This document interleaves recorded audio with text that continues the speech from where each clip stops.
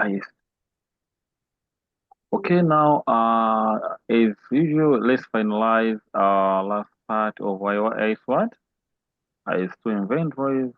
Let's go and find out how to deal with FIFO method, FIFO, but also what? AVCO.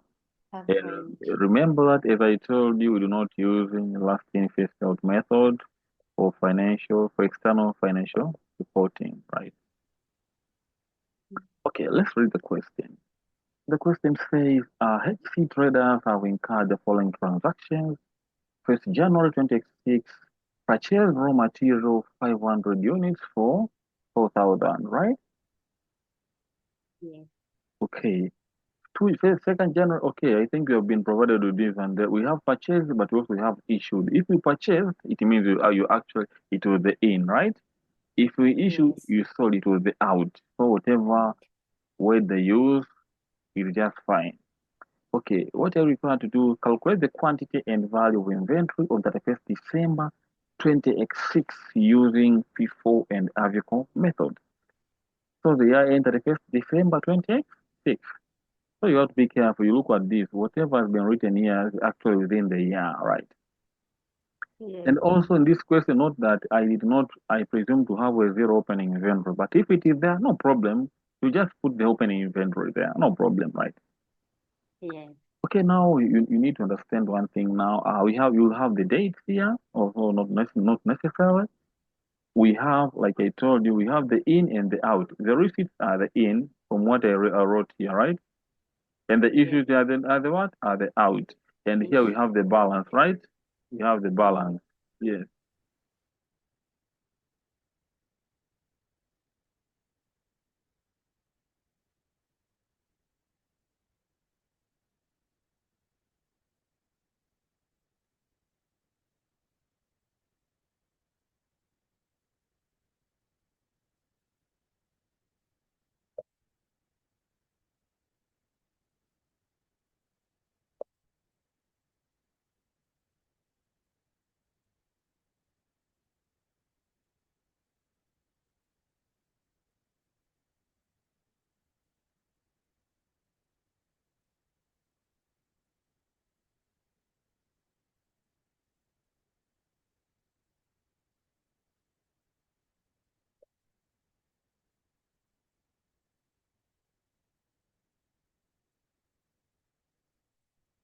Hello, can you afford me like 2 minutes, eh? Yes, sir.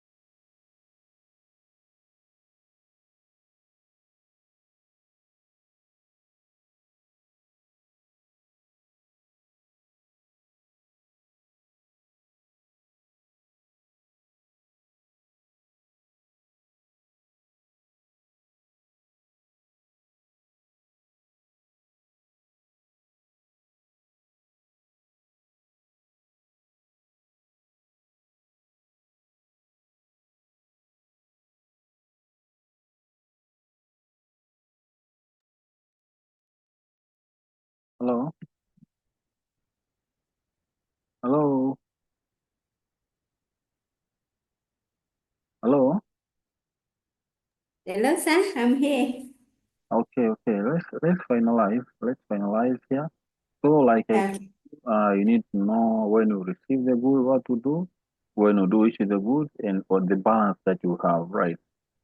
And Yes. for each, I broke it down into the quantity, the rate maybe of the goods, and but also the currency. This is just the currency. It would be the dollar, the what, whatever. So you can see quantity, rate, current, quantity, rate, and what, and current. You know, for example, this question did give us the total price, the total cost of material, for example, not on a unit basis, but some would give you on a unit what? On a unit basis, right? Yes. Yes, so here we start. At the very beginning, we didn't have opening inventory, so we did not have anything. On 1st January, we purchased C500 units for a total of 4,000, right? Yes. 1st January, we purchased, it's simple, just fill in this. Quantity 500, we have the total price of 4,000. So this 8 was just a division because 500 units cost 4,000. So 4,000 over 500, you get what? You get 8, right? And Yes. yes. And then we need to know the balance. Okay, we didn't open with anything, so the total balance would be the same. 500, 8, 4,000, like you see it here. Then we are done.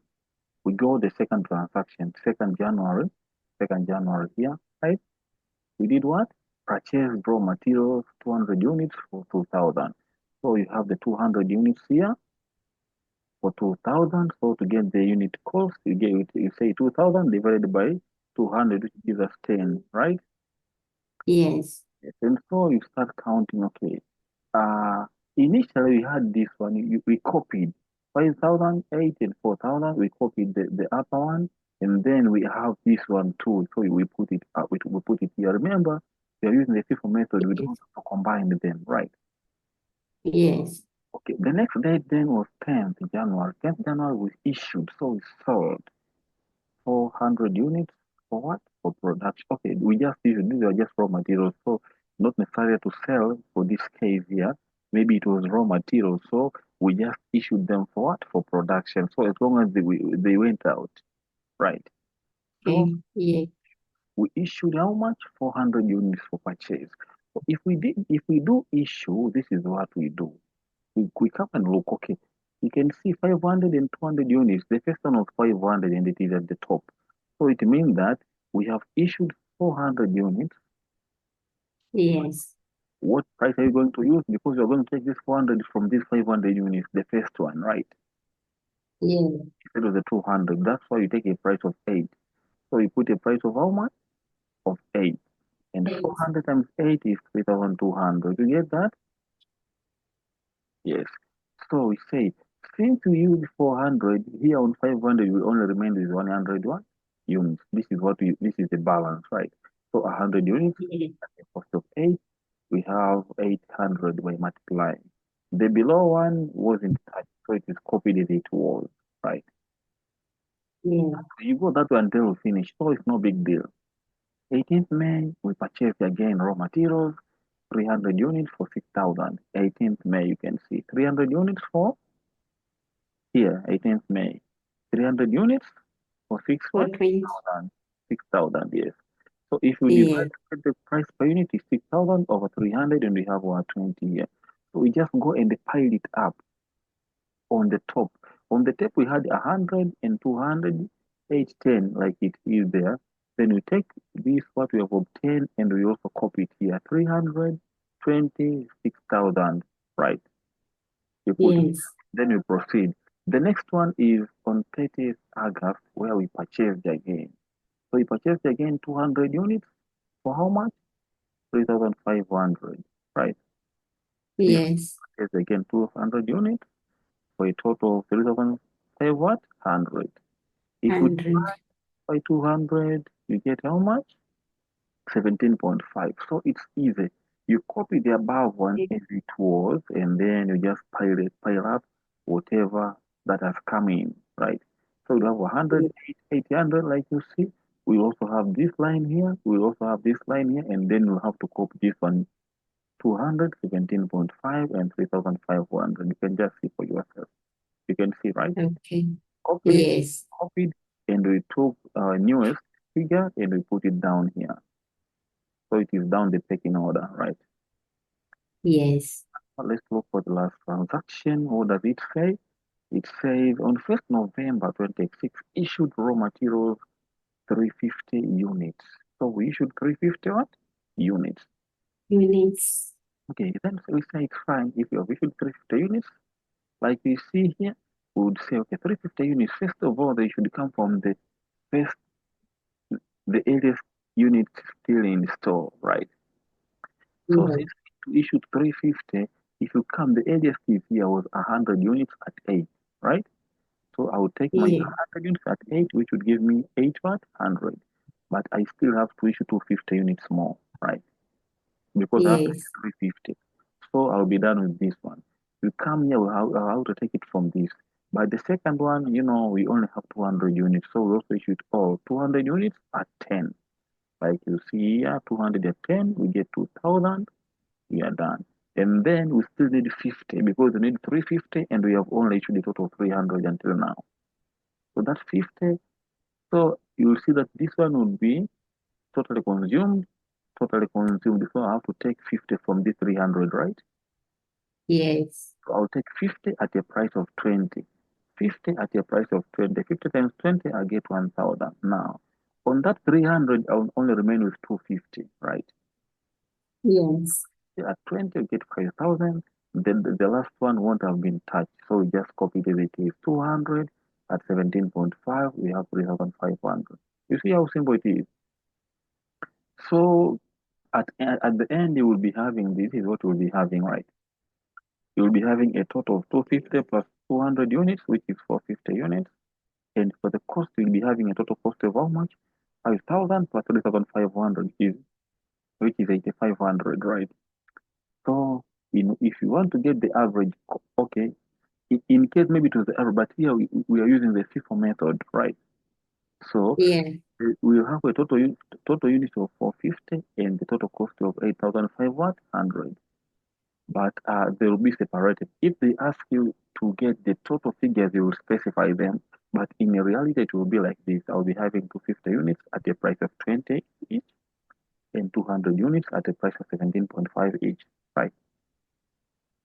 Mm. Just like that. Okay, what would you have done if you use the AVICO method now? Would have done exactly the same thing when we just on these receipts and issues, but actually the price will be different right now, right? When Yes. you do issue something, oh, okay, when you do maybe say you are receiving something, if you receive something, because the price would change, so you have to recompute the average what? Price. Okay. On 1st January, as usual, we purchased 500 units for a cost of 4,000 like before. So I would say 500 at the cost of 4,000, you divide, you get your 8 as usual. There is nothing, you do not have the opening inventory, so you copy it as it is here, right? We'll be having it here. Is that right? Are we together until then? Hello? We are together, yes. Okay. Then on 2nd January, we purchased again 200 units at a total cost of 2,000. So to get the rate here, although you don't need it much here, I'm just trying to do it, but actually here, we just need the average one, right? So it's not that much of a big deal computing it, right? So Okay. now this is Yeah. what we're doing. We say whenever you receive new material or you receive a new inventory, you have to recompute the average what? The average cost. So at this point Cost. now, this is what you had the 500 units, but also now you have the 200 what? Units at the cost. Units. So you need to get the total units, which is 700, and here the total Yeah. cost, which is 6,000, and you recompute the average what? Cost. Cost. This average cost helps you that when you issue materials, you can know the price at which to issue them because you're not going to follow the order, you're going to get the average. That's why you get to do this. So we do this in Yeah. preparation. We do this in preparation for whatever issue that will come, right? Okay, now like you can see on 10th January, we issued 400 what? Units. You can look it. Yes. Okay. On 10th January, we issued 400 units. When you do issue, they don't mention the price. You are the one to determine. That's why for 50, Okay. you don't need to worry because you just look at the earliest available units. But for us, you Yes. compute the average. That's the main reason you compute the what? The average. So now, Yes. look, we issued 400 units on 10th January. So you just go there and say, okay, on 10th January, I'm here. I've issued 400 what? Units. At what price? You take the average. So we take we neither 8 nor 10. For us, for FIFO, we took 8 because it was the earliest. But now we take the average, right? Yes. Say 400 units at an average price of 8.57. If you do multiply 400 times 8.757, you get this figure here. You see? And now, simply speaking, like I told you, you presume that like the units are the same. So we no longer look at 500 and 200. We look at this line, this total line, 700, 8.75, and this 6,000, right? Yes. So it says, I had 700 units, but I've issued 400. I remain with how much? 300, right? 300. My cost Yeah. 6,000, but I've actually issued ones having 34.9. So I remain with how much? You deduct 6,000 minus 34.9 and you would have 25.71, right? Yes. Price, you don't have to worry. We said after getting the average, you copy it as it is. Just like that. Okay. Now, proceeding from that, we are told that on 18th May, we purchased on 18th May, 300 units at 6,000, right? Yes. Like I said, 300 units at 6,000. We have the 300 units here. We purchased 300 units at 6,000. At which point, like I told you, you don't need to get these rates here, right? Because when you're using the average method, you don't really need this because you're going to use them at the end here, right? Okay, but it's not Yes. bad, if you are learning. So 300 units at 6,000 cost. Sometimes they are useful, you know why? Because maybe you may be given this is what you might have been given in the exam. So you use it, you Okay. multiply by units to get the total cost. Yes. So now, Okay. so this is what you're going to take. You take what is already above, just like what we did for FIFO. We have 300 units at 8.57, which gives us 25.71, like you see. And then we have the other one, 300 units Okay. at 20, you get 6,000. But what we just do, apart from there, we recompute the average again, right? How do we get the average? You take the total cost over the total units, right? Total units again, 300 and 300 is how much? 600. Total cost, 600. 25.71 plus 6,000, we have 85.71. 5,571. Yes, we get the average again. How do we get the average? We take the total cost, which is 85.70 what? 85 71. divided by how much? 600. Yes. If you divide by 600, you would have this 14.29, right? So this would Okay. be our new average, right? And now, if you look here again, on 30th August, we purchased again 200 units at 3,500. You see that? Yes. But now I need to tell you something. For learning purpose, I did this and I did this intentionally. When you do purchase again here, right? When you do purchase what? Again, you have 200 units at 3,500, like you see. So you come and do this. Yes. You take what was already up here, 600, 14.29, 85.71, like Yes. you add the what you have again here, 22 Yes. 17.5. You take the total units, 800, total cost, 85.71 plus 3,500, you have 12,000, right? Yes. Then you divide 12,071 divided by 800, you get this average. But I would like to tell you something here. When the purchases are just following each other, the first and the second one, you don't really need to recompute the average. We recompute the average for the purpose that whenever you do the issue, we know the price to use, right? The average price to use. That's the main aim, right? Yes. So if I have the purchase, I purchase again, I purchase again, I purchase like 5 times. I can't be keeping computing these ones while I know that I definitely know that I'm not going to use them, right?